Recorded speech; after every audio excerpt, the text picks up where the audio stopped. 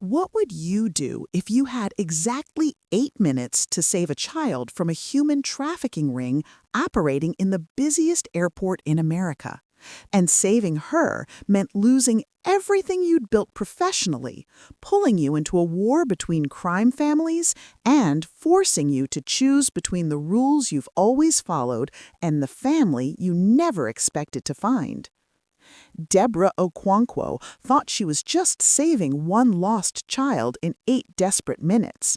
She didn't know those 8 minutes would cost her career, pull her into the Korean mafia's brutal world, force her to choose between her principles and a family she never expected, and give her a second chance to be the protector she'd failed to be 3 years ago when her own sister was taken. Debbie's eyes swept across the international arrivals terminal for the 100th time that hour. Tuesday afternoon at JFK meant chaos. Families reuniting, business travelers rushing past, tourists confused by signs in 3 languages. Her job was to watch for anything wrong, anything that didn't fit. That's when she saw the little girl. Pink dress with long sleeves, white socks, light-colored shoes, long black hair loose around her shoulders, maybe 6 years old, clutching a beige teddy bear to her chest like a lifeline, and crying. Not the loud tantrum crying of a tired child, the quiet, desperate crying of someone truly lost. Debbie's training kicked in automatically. Unaccompanied minor, Asian, probably Korean or Japanese, no adult nearby claiming her. The girl's head turned back and forth, searching the crowd with growing panic. Then Debbie noticed the 2 men. They wore janitorial uniforms, dark blue with the airport logo. Nothing unusual about that, except they weren't cleaning. They were 20 feet behind the girl, moving when she moved, stopping when she stopped. One spoke into a radio, the other made a hand signal, small, deliberate, professional. Debbie's blood went cold. Her training manual appeared in her mind like a checklist. Trafficking indicators. Unaccompanied child, foreign national, doesn't speak English, shadowed by coordinated adults. Service uniforms as camouflage, hand signals suggesting planned extraction. The memory hit her like a physical blow. 3 years ago, Houston, the phone call that shattered her world. Chioma, her baby sister, 16 years old, had gone to the mall, never came home. 6 weeks of hell before the FBI found her. 6 weeks of not knowing if Chioma was alive or dead. And when they did find her, when they brought her home, Chioma wasn't the same, would never be the same. Debbie had failed her sister. She wasn't there, couldn't protect her.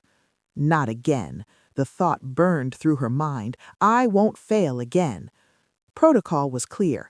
Call airport police, file report, stay at assigned security checkpoint, let others handle it. But Debbie had been trained to recognize trafficking. She knew the timeline. 8 minutes. That's the average window between identification and extraction. Get the target away from public areas, into service corridors where cameras don't reach and witnesses don't go. 8 minutes and that little girl would be gone forever.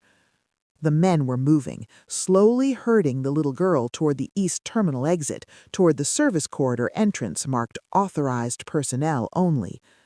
Debbie made her choice. She unclipped her radio and spoke quickly. This is Officer Okwonkwo, Checkpoint 7, possible trafficking situation in progress, International Arrivals East Wing, unaccompanied minor, Asian, female, approximately 6 years old, pink dress, 2 suspects in janitorial uniforms, requesting immediate backup. Then she left her post.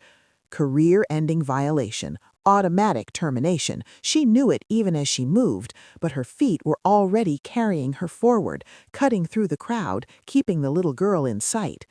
The men noticed. One touched his ear, listening to radio traffic. They knew security was alerted, but they didn't run. Professionals didn't panic. They adjusted, moved faster. Debbie matched their pace, weaving between travelers, maintaining her public smile. Don't alarm the crowd, Don't create panic, just close the distance. The little girl stumbled and one of the men reached for her arm, helping a lost child, perfectly normal to anyone watching. But Debbie saw the grip, saw the way his partner positioned himself to block sightlines. They were 20 feet from the service corridor. Debbie broke into a run. She cut between them and the child, her body a wall. Her hand went to her badge, holding it high. TSA, step away from the child, now. The little girl looked up at Debbie with huge, terrified eyes. Tears streaked her face. She said something in Korean that Debbie didn't understand, but the fear was universal. The two men stopped, assessed. One TSA agent, no weapon visible, no backup nearby. Would she really escalate, make a scene? Debbie didn't move. I said step away. The little girl made her choice first. She ran to Debbie, wrapping small arms around Debbie's legs, pressing her face against Debbie's uniform, the teddy bear squashed between them. Her whole body shook with sobs. Debbie kept her eyes on the men, kept one hand on her radio. Backup is coming. You need to leave now. For 3 long seconds, nobody moved. Then the two men exchanged a glance. Too public, too risky, not worth it. They backed up slowly, melted into the crowd, but they didn't leave the terminal. Debbie could feel them watching, waiting. She knelt down, making herself small and less scary. The little girl was still crying, still holding on. Debbie put gentle hands on small shoulders. "You're safe now," she said, even knowing the child couldn't understand. "I've got you. Nobody's going to hurt you." The girl looked up at her, said something in Korean, desperate, pleading. "I know, sweetheart. I know you're scared." Footsteps approached fast. Debbie's hand went to her radio, but it was airport police responding to her call. 2 officers looking alert. "We got your call. What's the situation?" Lost child, 2 men were shadowing her, janitorial uniforms, both male, one approximately 6 feet tall. They retreated when I intervened, but they're still in the terminal. "We'll find them. You got the kid?" Debbie nodded. The little girl hadn't let go. Her small fingers gripped Debbie's uniform like she might disappear if she loosened her hold. More footsteps, more voices. Debbie's supervisor appeared, his face tight with anger. He'd just watched her abandon her security checkpoint on the security cameras. But Debbie didn't care, because the little girl in her arms was safe, breathing, alive. 8 minutes, that's all it took for Debbie to lose her career, save a child's life, and change everything. But she didn't know the child she'd saved was the beloved sister of the most dangerous Korean mafia boss on the East Coast, and that saving her had just pulled Debbie into a war she never signed up for. Debbie heard him before she saw him. The sharp click of expensive shoes on airport tile, rapid and purposeful. Then a voice cutting through the noise, speaking rapid Korean into a phone. Airport police had called someone. She tightened her hold on Hyun and turned. The man striding toward them made everyone in the corridor step aside. He wore a black suit that probably cost more than Debbie's monthly rent, the jacket open over a white shirt with the top buttons undone. But it wasn't the clothes that made people move, it was everything else. Tattoos crawled up his neck from beneath his collar, dark ink against light skin. Traditional Korean designs that Debbie didn't understand, but recognized as deliberate, as meaningful. 3 men in dark suits flanked him, earpieces visible, moving with military precision. Other travelers glanced at them and quickly looked away. Debbie's training kicked in immediately. This man was dangerous. Everything about him screamed organized crime. Her grip on Hyun tightened protectively. The man's eyes found Hyun, and something in his expression cracked. Relief flooded his face so completely that he stumbled mid-step. Then his gaze shifted to Debbie, and she saw him assess her in one sweep. TSA uniform, badge, radio, arms wrapped protectively around his sister. "Hyun," he said, his voice rough. The little girl's head snapped up. "Oppa!" Hyun struggled in Debbie's arms, reaching toward him. Debbie didn't let go. "Sir, I need to verify your identity before I can release this child." He stopped 3 feet away, hands visible at his sides. Of course, his English was perfect, just touched with an accent that thickened with emotion. "Whatever you need." Airport police approached with documentation. Debbie examined everything with careful attention. Passport, Korean family registry showing Hyun as his half-sister, same father. Immigration paperwork for Hyun's move to the United States, listing him as legal guardian. Flight itinerary, photos on his phone of him and Hyun together. The airport police nodded. "It's him, Hakun Park. He's been here since the flight landed, searching everywhere." Only then did Debbie loosen her hold. Hyun scrambled down and ran. Hakun dropped to his knees on the airport floor, not caring about his expensive suit, and caught her as she crashed into his chest. Both of them were crying. "Oppa, I was so scared," Hyun sobbed in Korean. "The bad men, they were following me. I couldn't find you. I didn't know what to do." I know," he whispered, holding her like she might disappear. "I'm here now. You're safe. I'm so sorry. I'm so sorry I wasn't there." Debbie felt something shift in her chest. This dangerous man with his tattoos and bodyguards was cradling his little sister with infinite gentleness. Tears ran down his face unchecked. His hands shook as he smoothed Hyun's hair. He wasn't performing for an audience. This was raw, real grief and relief. He looked up at Debbie over Hyun's head. Their eyes met. In that moment, she saw recognition. He understood what she'd done, what she'd risked. He was a protector too. He knew exactly what those 8 minutes had cost. Hakun stood slowly, Hyun still in his arms, her face buried against his neck. He took one step toward Debbie. "You saved my sister's life." His voice was steady, but barely controlled. "I owe you a debt I can never repay." Debbie straightened, falling back into professional mode. "I was doing my job, sir." "No." His gaze was intense, unflinching. "You broke every rule to save a child you'd never met. You left your post, put your career at risk. That's not a job, that's something more." He shifted Hyun to one arm and reached into his jacket.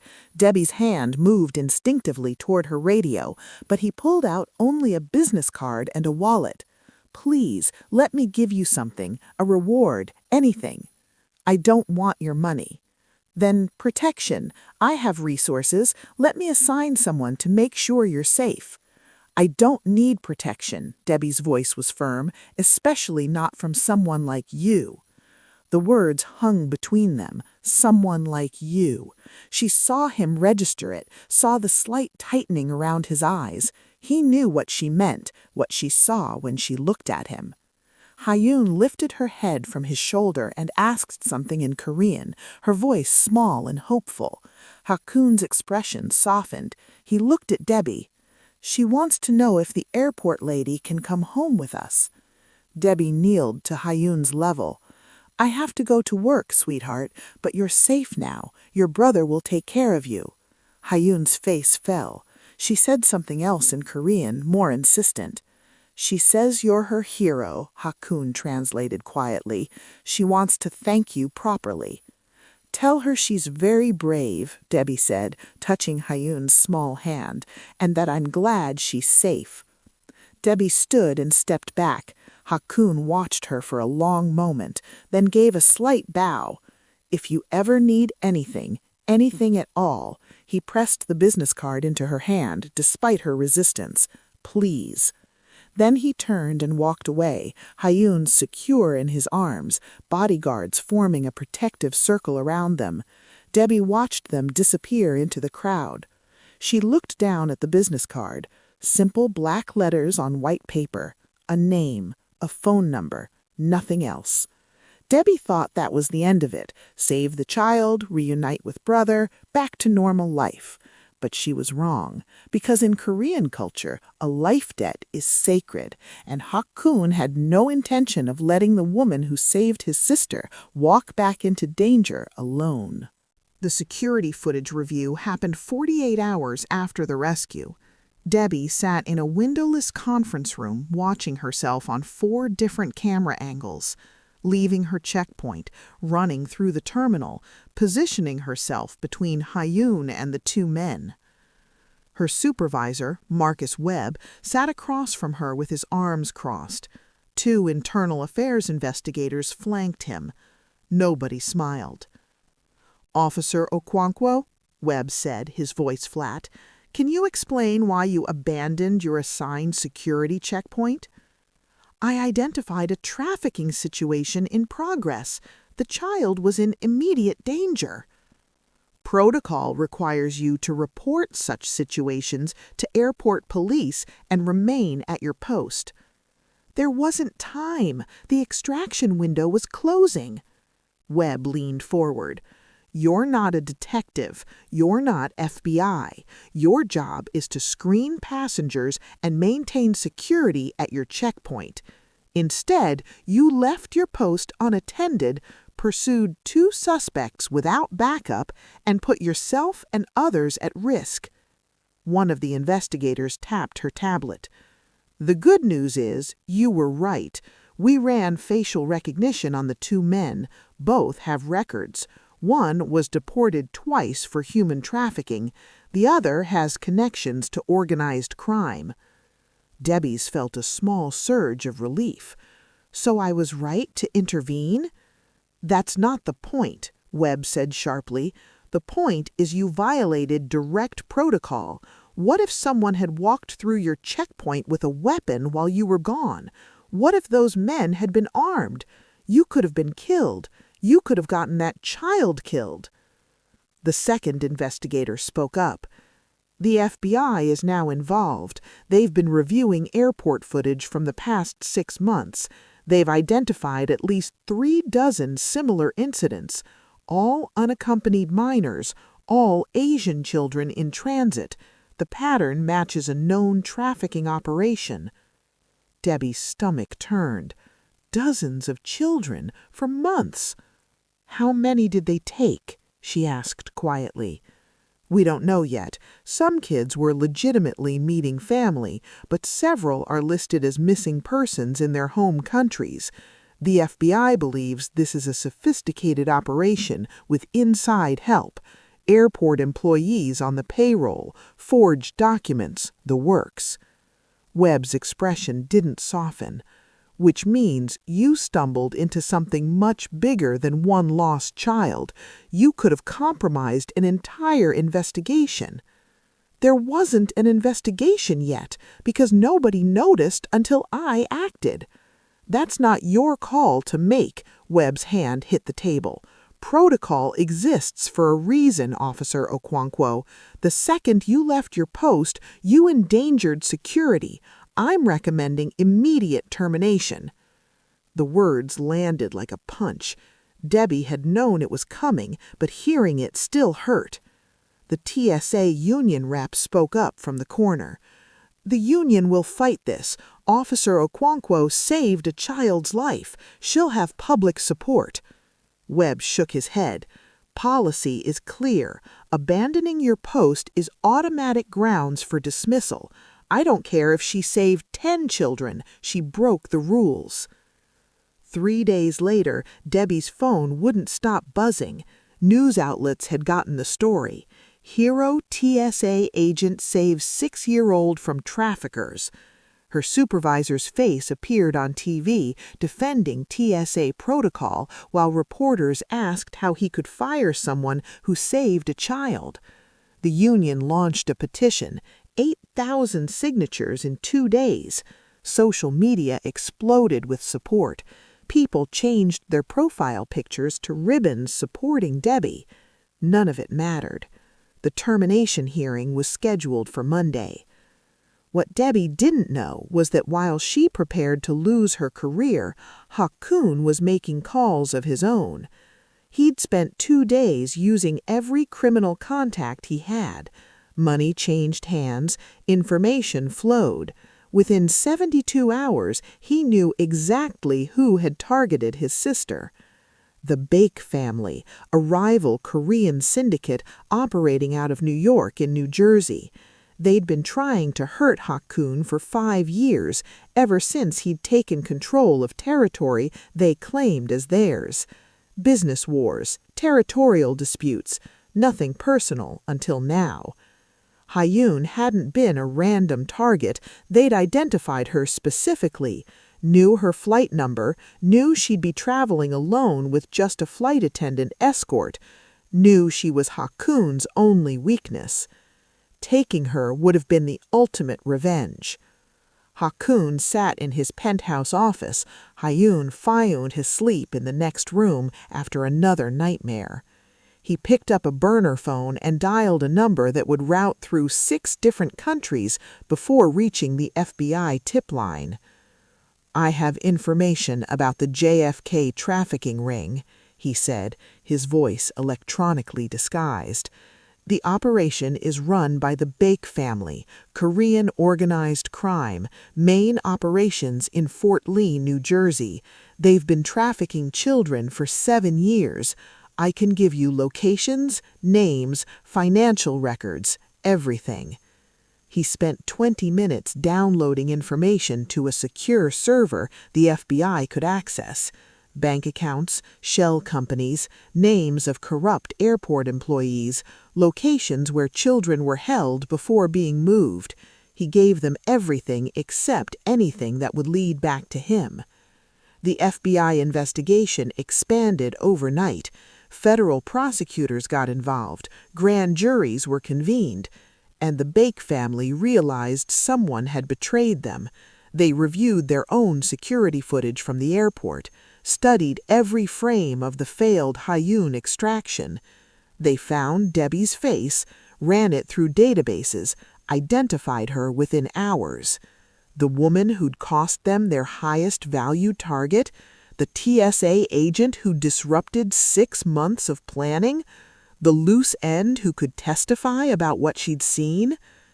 In a warehouse in Fort Lee, New Jersey, men in expensive suits made a decision. Debbie Okwonkwo was a problem. Problems got eliminated. Debbie was about to lose her career for saving a child. What she didn't know was that the child she'd saved wasn't a random victim. She was a targeted attack on a mafia boss, and the traffickers Debbie disrupted were now making plans to eliminate the loose end who'd ruined their operation. Her. Debbie first noticed the black sedan on Tuesday. It was parked across from her apartment building when she left for her termination hearing. Same car was there when she came home 6 hours later, officially unemployed.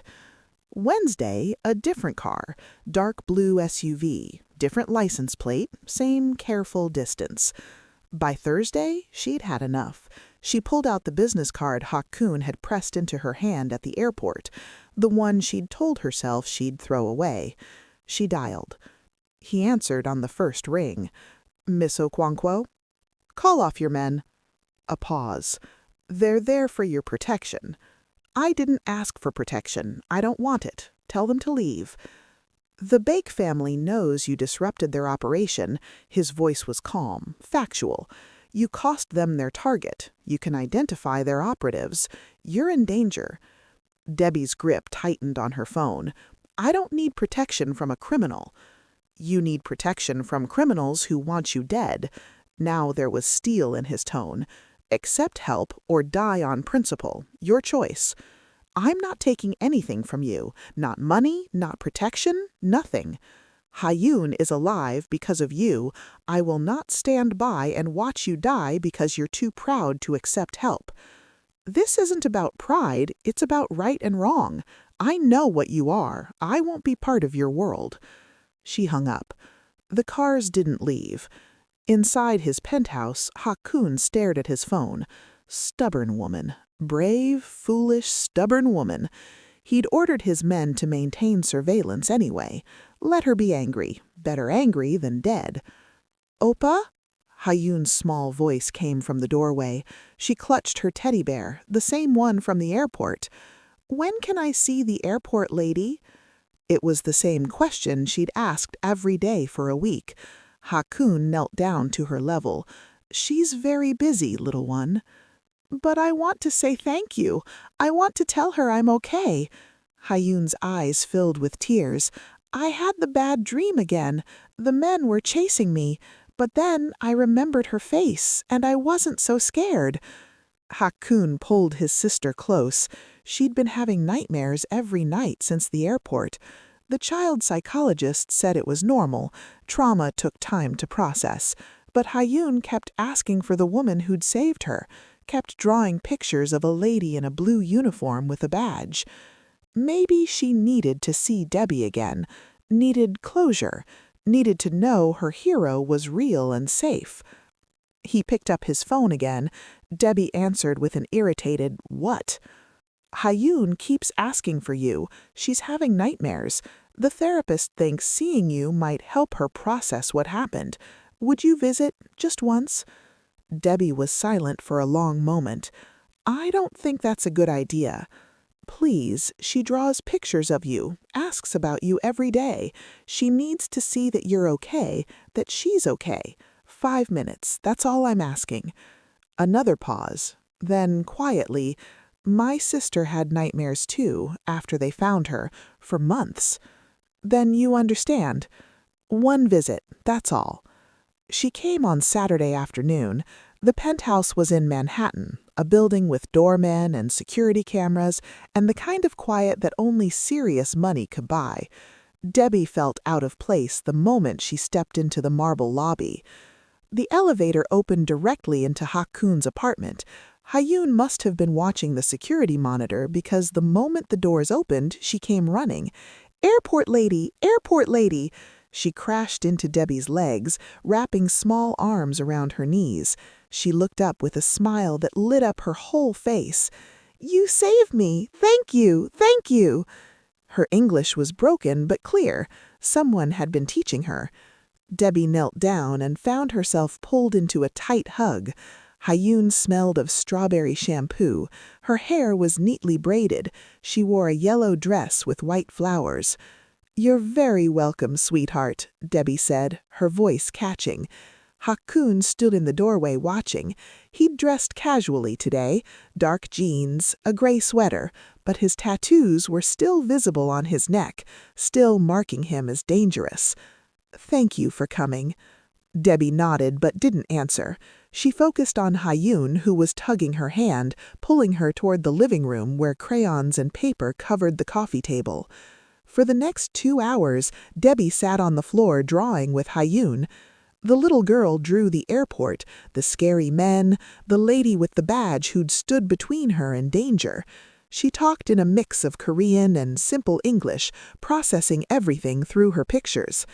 "These men," Debbie said gently, pointing to Hayun's drawing, "they can't hurt you now. You're safe." "Safe," Hayun repeated, "with Oppa and you." "With your brother, yes. He loves you very much." Hayun nodded seriously. Then she drew another picture, 3 stick figures holding hands. She pointed to each one. "Oppa, me, you, family." Something twisted in Debbie's chest. She looked up and found Hakun watching from the kitchen doorway. He'd been there the whole time, silent, letting them have their moment, but his eyes were intense, grateful. He saw her the same way she saw him, Debbie realized, not as TSA agent or criminal, but as someone who would do anything to protect the child they loved, someone who understood what it meant to fail that protection and how desperately you'd fight to never fail again. Debbie came for 1 visit to help a traumatized child process her rescue. She didn't expect to see herself in Hayun's fear, or to recognize in Hakun the same desperate protectiveness she'd felt for Chioma, and she definitely didn't expect to start caring about this dangerous man and his innocent sister.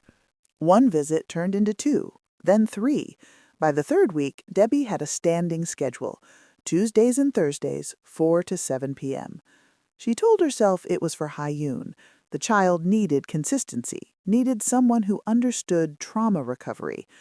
She didn't examine too closely why she looked forward to those visits. Hayun was a quick learner. Debbie brought flashcards with simple English words: apple, book, happy, sad. They'd sit at the kitchen table, Hayun repeating each word carefully, her small face serious with concentration. "Thank you," Hayun said one Tuesday, pointing to the card. Then she looked up at Debbie. "I say this to you, at airport. You understand?" "I understood," Debbie said softly. "You're very brave." "Brave," Hayun tested the word. "What is brave?" "It means strong. Even when you're scared, you do the right thing." Hayun thought about this. Then she said something in Korean, long and complicated. She frowned, frustrated by the language barrier, and tried again in English. "My mama, she gone. Car hurt her, in Korea." Debbie's heart clenched. "I'm so sorry, sweetheart." "I was scared. Come to America. Don't know Opa very much, but he is good. He takes care of me." She paused. "You understand, scared?" "Yes. My sister, Chioma, she was hurt too. Different way, but she was very scared for a long time." "She okay now?" "She's getting better. It takes time, but she's brave like you." Hayun smiled a little. "Your sister brave like you." "You're brave too. You held on to your teddy bear and stayed brave until I found you." That evening, Hakun joined them for dinner. He'd been giving them space, working in his office while Debbie visited, but Hayun insisted. "Opa, eat with us, please." He'd made Korean food, bulgogi and rice, kimchi on the side. Debbie had never tried Korean food before. Hakun watched her take the first bite, something almost nervous in his expression. "It's good," she said, and meant it. He relaxed. "My father taught me, before he died. He said a man should know how to feed his family." "Tell her about haraboji," Hayun said in English, proud of the new word, grandfather. Hakun's expression shifted, became distant. "My father raised me alone after my mother died. I was 7. He did the best he could." "In Korea?" asked Debbie. "In New York. He came here with nothing, built a business. He didn't say what kind of business, didn't need to. When I was 14, he married Hayun's mother. She was kind. I liked her. Then Hayun was born, and I had a sister." "You were a teenager with new baby sister. That must have been strange," Debbie said. "It was wonderful." His voice was soft, genuine. "She was perfect, so small. I promised I'd always protect her." Hayun leaned against his arm. "Opa keeps promises." Over the following weeks, Debbie saw more of that tender side. Hakun helping Hayun with homework, reading Korean stories at bedtime, carefully braiding her hair each morning. He attended parent-teacher conferences at her new school, learned to make American pancakes because Hayun saw them in a movie and wanted to try. One evening, Debbie arrived to find him sitting on the floor surrounded by YouTube tutorials on children's hairstyles, practicing on Hayun's long black hair. "The other girls have fancy braids," he explained, frustrated. "I'm trying to learn." Debbie watched this dangerous man with his neck tattoos and expensive watch struggle to create a French braid, watched him be patient when Hayun squirmed, watched him smile when he finally got it right. "I never wanted this life for her," he said later, after Hayun was in bed. They sat in the living room, tea cooling between them. "Then why not leave it?" "It's not that simple. You don't just walk away from what I am, from what I've built." "You could try." He looked at her, something raw in his expression. "Maybe. For her, I could try." The call came on a Wednesday. Debbie's union rep, voice heavy with defeat. The termination hearing concluded. TSA stands by their decision. "I'm sorry, Debbie. We fought hard, but abandoning your post is non-negotiable." Debbie knew it was coming, still hurt to hear it official. 8 years of service. Gone. Her career, her identity, everything she'd built. She told Hakun during her Thursday visit. He listened without interrupting, then said, "Let me help, financially, until you find something new." "No." "Then let me find you work. I know people. legitimate businesses, security consulting, private protection. You have skills people need." Debbie wanted to refuse on principle, but her savings wouldn't last forever. "Nothing illegal." "Nothing illegal," he agreed. "I promise." It was a strange compromise, accepting help from a man whose world she rejected. But Hayun was watching them with worried eyes, and Debbie couldn't bring herself to walk away from this child who'd become so important. "Okay," she said finally, "I'll consider opportunities you find, but I choose, and if anything seems wrong, I walk away." Fair enough. That night, after Debbie left, Hakun sat in his office making calls, not to criminal contacts, to the handful of legitimate businessmen he owed favors, men who ran security companies, corporate protection services, risk assessment firms. By morning, he had 3 interviews lined up for her, all legal, all companies that would value her experience. He told himself he was simply repaying a debt, but he knew that wasn't the whole truth. Somewhere between watching her comfort her sister and seeing her draw pictures on the floor and listening to her laugh at Hayun's broken English, something had shifted. He wanted Debbie in their lives, not just as Hayun's teacher or therapist, as something more. Debbie lost her career, but found an unexpected family. Every Tuesday and Thursday she'd visit the penthouse, teaching Hayun English, sharing meals, slowly letting herself care. She tried to ignore the growing attraction to Hakun, the way her heart raced when he smiled at his sister. She tried to ignore that she was falling for a man whose world was built on violence and fear. The FBI agent's name was Sarah Chen. She sat across from Debbie in a coffee shop in Queens, her credentials on the table between them. "We've been watching your case," Agent Chen said. "What you did at the airport, your instincts, your training, that's exactly what we need." "For what?" "Trafficking prevention consultant. We're building a national training program, teaching TSA agents, airport security, even flight attendants how to spot trafficking indicators. You'd help develop the curriculum, train people across the country, use your experience to save other children." Debbie's pulse quickened. Meaningful work, a way to use what happened to Chioma, what happened at the airport, to actually help people. "I'm interested." "Good. There's a briefing next week. We'll go over the Bake family case, show you what we've uncovered. It's connected to your rescue of Hayun Park." The briefing happened in a federal building in Manhattan. Debbie sat in a secure room with Agent Chen and 3 other investigators. They pulled up files on a large screen. "The Bake family," Chen began, "Korean organized crime, operating in the U.S. for 20 years, money laundering through legitimate businesses, smuggling operations, protection rackets, and, as you discovered, human trafficking." More files appeared, photos of men in expensive suits, business records, bank accounts. "They've been trafficking children through JFK for 7 years. Sophisticated operation, corrupt employees, forged documents. They move kids through New York, then distribute them across the country and internationally." Debbie's stomach turned. 7 years, hundreds of children. Then Chen pulled up another file. Debbie's breath caught. Hakun's photo, his full name, lists of businesses he controlled, holdings, properties, and beneath it all, connections to smuggling, to money laundering, to violence. "This is Hakun Park, Hayun's brother.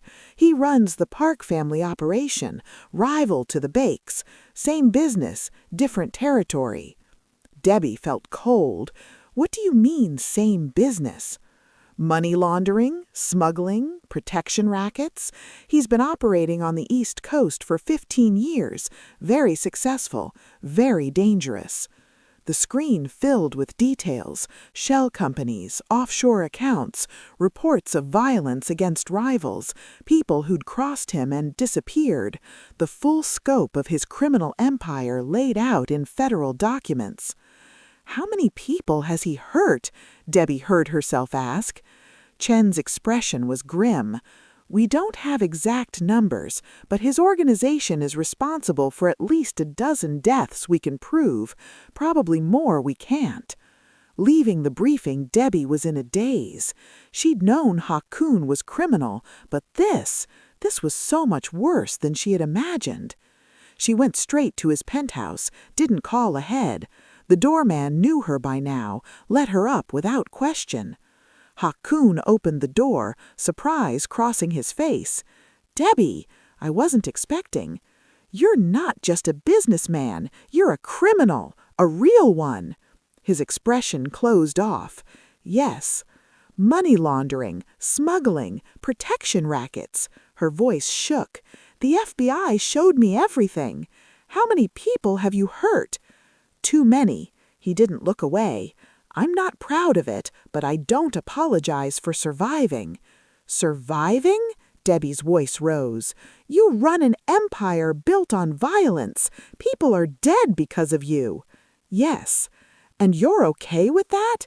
"No, but it's what I am, what I was raised to be.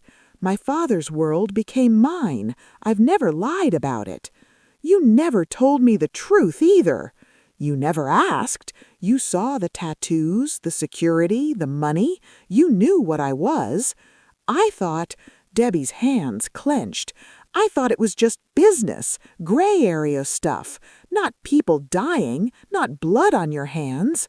"There's blood on my hands," Ha-Kun said quietly. "I won't pretend otherwise, but everything I do now is to keep Ha-Yun safe, to give her a different life than mine. I can't be part of this." "You're already part of it. The Bake family wants you dead because you saved Ha-Yun. The FBI wants your help taking them down. And Ha-Yun needs you because you're the only person besides me she trusts. You can't just walk away. Watch me." Debbie turned and left, ignored Ha-Kun calling her name, ignored the way her chest felt like it was breaking. For 10 days she didn't visit, didn't call. The FBI kept pushing. "We need you. Training program starts in 2 weeks. This is important work, Debbie." She knew it was, knew she should say yes, but accepting the FBI job meant staying in New York, meant being in the same city as Ha-Kun, meant the possibility of seeing him, and she couldn't face that. Her phone buzzed on day 11, a text from Ha-Kun. "Ha-Yun asks about you every day. I told her you're busy with work. She believes you'll come back when you can. I hope she's right." Attached was a photo Ha-Yun holding a drawing, 3 stick figures holding hands, the same family picture she'd drawn weeks ago, but this time she'd added tears on the middle figure's face, on Debbie. Debbie stared at that picture for 20 minutes. Then she called Agent Chen. "I'll take the job. When do I start?" But she didn't call Ha-Kun, didn't go back to the penthouse. She told herself it was better this way. Clean break. Ha-Yun would forget about her eventually. Children were resilient. She tried not to think how much it hurt, tried not to remember Ha-Yun's laugh, or the way Ha-Kun braided her sister's hair, or the feeling of sitting around their table like she belonged. Debbie had finally learned the full truth about the man whose sister she'd saved, and she couldn't reconcile it, couldn't make peace with caring for someone whose hands were covered in blood. But walking away from Ha-Yun hurt worse than she had expected, and that terrified her most of all. 2 weeks into her FBI consulting role, Debbie was finally feeling like herself again. She'd spent the day at a training facility in Brooklyn, teaching 20 TSA agents how to recognize trafficking patterns, her first real session. It had gone well. She walked to her car in the parking garage, mentally reviewing the day, what worked, what to improve. She was so focused she didn't notice the black van until it pulled up beside her. The side door slid open. 2 men jumped out. Debbie's training kicked in. She turned to run, got 3 steps before a hand clamped over her mouth, another arm wrapped around her waist, lifting her off her feet. She tried to scream, but the hand pressed harder, cutting off sound. They threw her into the van. The door slammed shut. The vehicle was already moving. Debbie fought, kicked, tried to bite the hand covering her mouth, but there were two of them and they were professionals. One held her down while the other zip-tied her wrists. Rough, efficient. They'd done this before. This is what almost happened to Hayun, she thought with sudden, horrible clarity. This terror, this helplessness. The men spoke in Korean. Debbie caught only a few words. Her brain, flooded with adrenaline, struggled to process. But two words were clear: bak and message.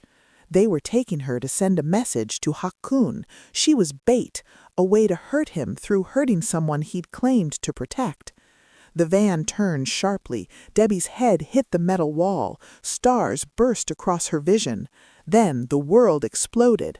The back windshield shattered. Gunfire. The van swerved hard, throwing everyone sideways. More gunfire. The driver shouted something. The van screeched to a stop. The side door was ripped open, not by the kidnappers, by men in dark suits, Hakun's men. One of Debbie's captors reached for a gun. He never got it out. 3 shots. He dropped. The second man tried to use Debbie as a shield. A single shot took him down. Professional, precise. Debbie was pulled from the van, hands cutting through the zip ties. Then Hakun was there, his hands on her face, checking for injuries. "Are you hurt?" She couldn't speak, could only shake her head. "Get her to the car," he ordered. Then he turned back to the van. Debbie watched through the tinted window of Hakun's SUV, watched him approach the driver who'd tried to run, watched the brief, brutal fight, watched the driver fall and not get up. Debbie had known Hakun was dangerous, but knowing and seeing were different things. This wasn't business. This was violence, raw and efficient and terrifying. Police sirens approached. Hakun's men were already moving, erasing evidence, repositioning the scene. When the first patrol car arrived, one of Hakun's men approached the officers. Money changed hands. The officers nodded and drove away. Hakun got into the SUV, blood on his knuckles. Drive. They didn't go to his penthouse. Instead, they went to a building in Queens, smaller, anonymous, a safe house. Inside, Debbie finally found her voice. "You killed them." "Yes."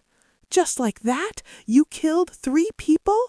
"3 people who were going to torture you to get to me." "Yes." His voice was flat. "I'd do it again." Debbie's hands shook, adrenaline crash hitting hard. "The police, they just left. You paid them." "I have arrangements. The Bach family has their own. That's how this works." "This is your world." She looked at him, really looked at him, blood on his hands, cold certainty in his eyes. "This is what you do?"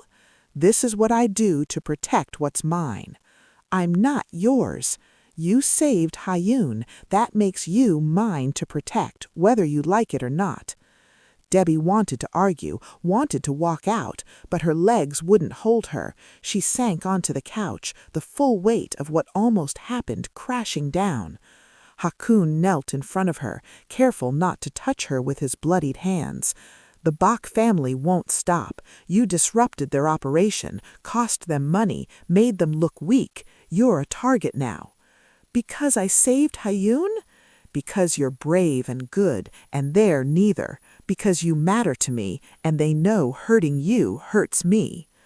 "I can't stay here. I have a job. The FBI." "The FBI can't protect you 24 hours a day. I can. You stay here until they shut down the Bach operation. Non-negotiable." "You can't just order me around." "Would you rather go home and wait for them to try again?" His voice was harsh. "They had professionals. They were going to take you to a secondary location. You know what that means. You've been trained. Once they got you somewhere private, you'd never leave." Debbie closed her eyes. He was right. She knew he was right. Protocol for kidnapping victims said the first few minutes were everything. Fight at the grab site. Never let them take you to a second location. Because once you're there, your chances of survival drop to almost nothing. "How long?" she asked. "However long it takes." "And Hayun?" Something shifted in his expression, softened. She misses you, asks about you every day. I can't see her, not while this is happening. Agreed, too dangerous. She stays at the penthouse with full security. You stay here, safe. Debbie nodded slowly. What choice did she have? Hakoon stood. There's a bedroom upstairs, bathroom, food in the kitchen. My men are outside. You're safe here. He moved toward the door, then paused. I'm sorry you had to see that, the violence, but I'm not sorry I did it. I'd kill 1,000 men before I let them take you. After he left, Debbie sat in the silence. Her hands had stopped shaking, but her mind wouldn't quiet. She'd seen Hakoon kill 3 people without hesitation, seen police take bribes and walk away, seen the full, ugly truth of his world. And he'd saved her life. Debbie had refused Hakoon's protection on principle, but principles don't stop bullets or kidnapping vans. She'd seen the full extent of his violence, and it terrified her, but it had also saved her life. And now she was trapped in a safe house with the man she was trying so hard not to love. Debbie had been in the safe house for 3 days when the news broke. She was watching morning television while Hakoon coordinated with his men in the next room. His voice was low, speaking Korean, but she could hear the tension. Then the breaking news banner flashed across the screen. Major human trafficking ring busted at JFK. She turned up the volume. Footage showed FBI agents in tactical gear swarming multiple locations: airport offices, warehouses in New Jersey, a luxury apartment building in Fort Lee. Agents leading people out in handcuffs, dozens of them. Federal authorities conducted coordinated raids early this morning, the reporter said. The Bake Family Organization, suspected of trafficking hundreds of children over 7 years, has been dismantled. More than 40 arrests have been made. Hakoon's phone rang. He answered in Korean, his face going pale. Then he was moving, grabbing his jacket, shouting orders to his men. What's happening? Debbie stood. Bake escaped. My intelligence says he's not running. He's making a final move. What kind of move? Hakoon looked at her, and she saw real fear in his eyes. He's going after Hayum. If he's going down, he's taking her with him. Revenge. Where is she? The penthouse, with security. He was already heading for the door. I'm coming with you. No, too dangerous. I'm not leaving Hayun unprotected. Debbie grabbed her coat. I saved her once. I'll do it again. They drove through Manhattan at dangerous speeds, Hakoon's SUV weaving through traffic. His men followed in 2 other vehicles. He made call after call, trying to reach his penthouse security. Nobody answered. That's not normal, he said, his knuckles white on the steering wheel. They pulled up to his building. The doorman station was empty. Wrong. Always someone there. Hakoon and his men entered carefully, weapons drawn. Debbie stayed close, her heart hammering. They found the doorman in the security office, unconscious but breathing, cable ties on his wrists. The elevator ride up felt like forever. When the doors opened into Hakoon's penthouse, everything was too quiet. 2 of his security guards were on the floor, zip-tied like the doorman. One was bleeding from a head wound but alive. Inside betrayer, Hakoon said quietly. Someone gave them access codes. They moved through the apartment. Living room empty. Kitchen empty. Then voices from down the hall. Men speaking Korean, searching. Hakoon held up a hand, signaling his men to spread out. He pointed to Hayun's bedroom. That's where the voices were coming from. Debbie's blood ran cold. She thought of that little girl with her teddy bear and her broken English and her nightmares, thought of how scared she must be right now. They approached the bedroom door. It was open. 2 men inside, tearing the room apart, looking under the bed, in the closet. But Hayun wasn't there. Where was she? Then Debbie heard it, the softest sound, a muffled whimper, coming from the bathroom. She caught Hakoon's eye and pointed. He nodded. The bathroom door was closed. Debbie moved to it while Hakun's men positioned themselves to handle the two searchers. She opened it slowly, carefully. The bathroom was empty, but the linen closet door was cracked open just slightly. Debbie knelt down and looked through the crack. There, wedged between towels and blankets, was Hayun, her teddy bear pressed to her mouth to muffle her crying, her eyes huge and terrified. When she saw Debbie, recognition flooded her face. She started to move, but Debbie held a finger to her lips. Quiet, stay quiet. Behind them, the men in the bedroom were talking. One spoke into a radio. Nothing in the kids' room. Check the other bedrooms. A third voice, older, answered in Korean. Debbie didn't understand the words, but she heard the anger, the desperation. Bake was here, in the penthouse, hunting for a 6-year-old child to murder as revenge. Debbie saved Hayun once at the airport. Now she'd have to do it again. Hakun moved first. His men burst into the bedroom, weapons raised, shouting in Korean. The two searchers spun around, reaching for their guns. Gunfire erupted. Debbie ran the opposite direction. Hayun clutched to her chest. The safe room. Hakun had shown her once, down the hall, hidden behind a bookshelf in his office. She sprinted, keeping her body between Hayun and the chaos behind them. More gunfire, voices shouting, the sound of bodies hitting the floor. Hayun was crying into Debbie's shoulder, her small hands gripping tight. "It's okay, baby. I've got you. You're safe." The office. Debbie slammed the door and locked it, ran to the bookshelf, found the hidden latch. The shelf swung open, revealing a steel door with a keypad. What was the code? Hakun had told her. 4 numbers. Hayun's birthday. When was it? Think. The office door exploded inward. An older Korean man stood there. Expensive suit, cold eyes, gun in his hand. Bake, the leader. "Step away from the child," he said in accented English. Debbie positioned herself between him and Hayun. No weapon, no backup, just her body and her will. "You'll have to go through me." "That can be arranged." He raised the gun. Debbie moved, didn't think, just acted. Years of TSA defensive training kicked in. She lunged sideways as he fired. The bullet went past her shoulder, so close she felt the heat. She crashed into him. They went down hard. The gun skittered across the floor. Bake was older, but trained, his fist connected with her ribs. Pain exploded through her side. She gasped, but didn't let go, couldn't let go. If she did, he'd get to Hayun. He hit her again, face this time. Her vision blurred. Blood filled her mouth. Behind them, Hayun screamed, "Debbie! Debbie!" The sound gave Debbie strength. She brought her knee up hard, connected. Bake grunted and his grip loosened. She scrambled for the gun. Her fingers touched metal, then Bake grabbed her ankle and pulled. She went down, chin hitting the floor. Stars burst across her vision. He crawled over her, reaching for the gun. Debbie grabbed his arm with both hands, held on. He punched her kidney, once, twice. The pain was blinding, but she didn't let go. "Stubborn," he hissed, like the girl's brother. "But you're just a woman, weak."